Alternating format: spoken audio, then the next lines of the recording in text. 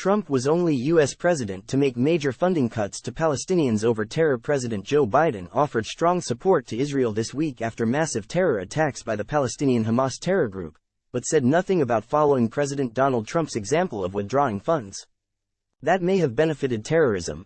In fact, President Donald Trump was the first U.S. president to cut aid to the Palestinians because of concerns about subsidies that the Palestinian Authority, PA, pays to terrorists and their families, what critics have called the pay-to-slay program. Time equals 400 ms, greater than U.S. direct aid to the Palestinians dates to the 1990s, when the Palestine Liberation Organization, PLO, formerly considered a terror group, signed the Oslo Peace Accords with Israel. U.S. aid for the PA totaled about $5 billion from 1994 to 2018, according to the Congressional Research Service.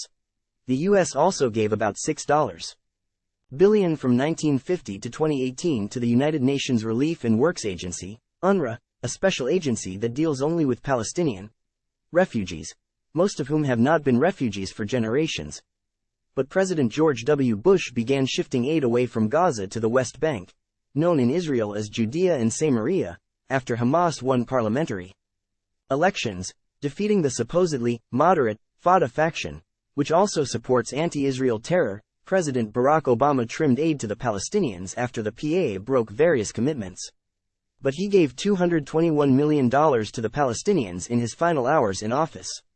He also pledged nearly $1 billion to rebuild Gaza after Hamas triggered a 2008-9 Warno administration, until Trump made major cuts to Palestinian aid, for fear of destabilizing the PA. But after Trump signed the Taylor Force Act in 2018, which prevents U.S. taxpayer funds from going to the PA while it still supports pay-to-slay, funds to the PA declined dramatically. Trump also cut funds to UNRWA, and publicly threatened aid to the Palestinians generally. Trump cut $500 million in aid to the Palestinians in 2018 alone, and over $100 million in funding to the UNRWA. In 2020, Trump's peace plan for the Middle East offered the Palestinians $50 billion if they made peace with Israel. They refused. On Tuesday, the mother of one of the hundreds of young people killed by Hamas terrorists at a trance music festival in southern Israel spoke out against giving aid to Palestinian groups, even for humanitarian purposes. She told MSNBC, via UK Daily Mail, "Every dollar you give to Hamas, every dollar you put there, goes for terror.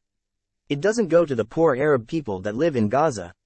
They could have turned this place into paradise if they'd invest the billions they got from EU and other organizations. If they invested it into the people of Gaza instead of bombs and focusing on how to get rid of as many Jews, Israeli as possible, there might have been peace. The only thing I can compare these monsters, these inhuman beings, are the Nazis." After he took office in 2021, Biden restored funding to the Palestinians wherever possible, aside from direct funding to the PA, which refused to drop the pay-to-slay policy. Time equals 400 ms, greater than. A lawsuit alleges that the Biden administration knew that some of the funds could benefit the Hamas terrorist organization indirectly, by allowing Hamas to spend on preparations for war rather than on economic and social services for the Palestinian people. Biden sent hundreds of millions of funds to Palestinian groups despite these risks.